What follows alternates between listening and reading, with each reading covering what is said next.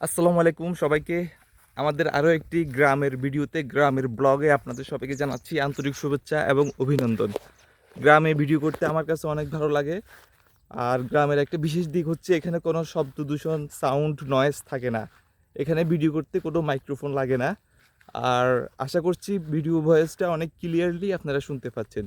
So বন্ধুরা, আমি গ্রামে আসলে সবসময় গ্রামের ব্লগ করার চেষ্টা করি, গ্রামে ভিডিও করার চেষ্টা করি, কারণ গ্রাম আমার সবসময় পছন্দের তালিকায় থাকে।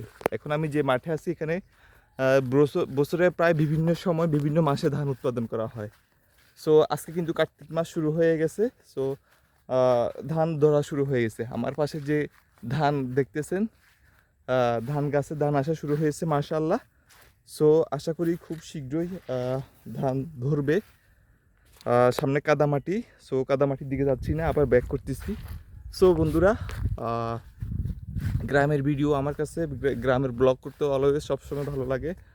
আর আপনারা যারা সবসময় গ্রামে যেতে পারেন না, শহরে থাকেন আমার মতো, আমি কিন্তু বিভিন্ন সময় আমার সময়ের অধিকাংশ সময়ের অধিকাংশ সময় বলতে যেহেতু আমি শহরে একটা জবের সাথে জড়িত আছি, সো আমাকে শহরে থাকতে হয়। যখন ছুটিতে আসি আমি তখন কিন্তু গ্রামের কানায় কোনায় ঘুরতে চলে যাই। কেউ না থাকলে একা যায়, যদি আশেপাশে কেউ থাকে, কেউ যেতে চায়, তাদেরকে নিয়ে যায়। আজকে চলে আসছি আমি একা একা একা ঘুরতেও আমার কাছে অনেক ভালো লাগে, বিশেষ করে গ্রামে ঘুরতে। সো বন্ধুরা, আপনারা অলওয়েজ চেষ্টা করবেন আপনাদের গ্রামে ঘোরার জন্য। গ্রামে ঘোরাফেরা করলে মন মাইন্ড ফ্রেশ থাকবে, হতাশা ডিপ্রেশন থেকে অনেকটা মুক্তি পাবেন আমি মনে করি। যদি ঘরের কোনায় চার দেওয়ালের ভিতরে বসে থাকেন, মন মস্তিষ্ক অনেকটা আসলে অলস মস্তিষ্ক শয়তানের কারখানা, ঠিক আছে।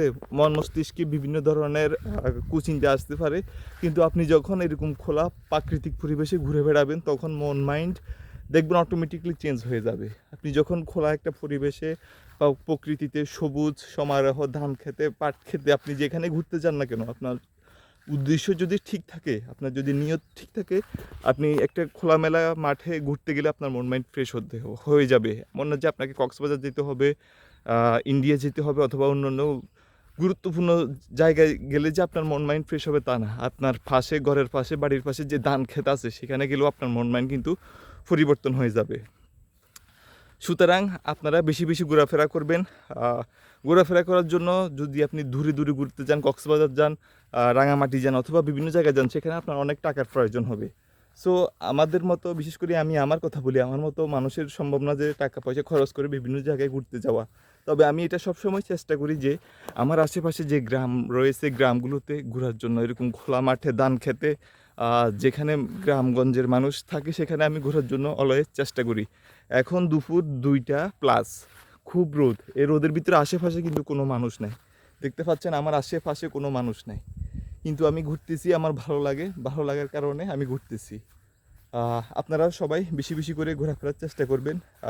একটা কথা বলছি অলরেডি, যে পকেটে টাকা না থাকলে আশেপাশে গ্রামে ঘুরবেন, দেখবেন অনেক অনেক ভালো লাগবে। সো আমার ভিডিওটি ভালো লাগলে ইউটিউব থেকে যারা দেখতেছেন আমাদের চ্যানেলটি সাবস্ক্রাইব করবেন, ফেসবুক থেকে দেখলে ফলো করবেন, সবাই লাইক করবেন, কমেন্ট করবেন, শেয়ার করবেন, বেশি বেশি করে ভালোবাসা দিবেন। আল্লাহ হাফেজ।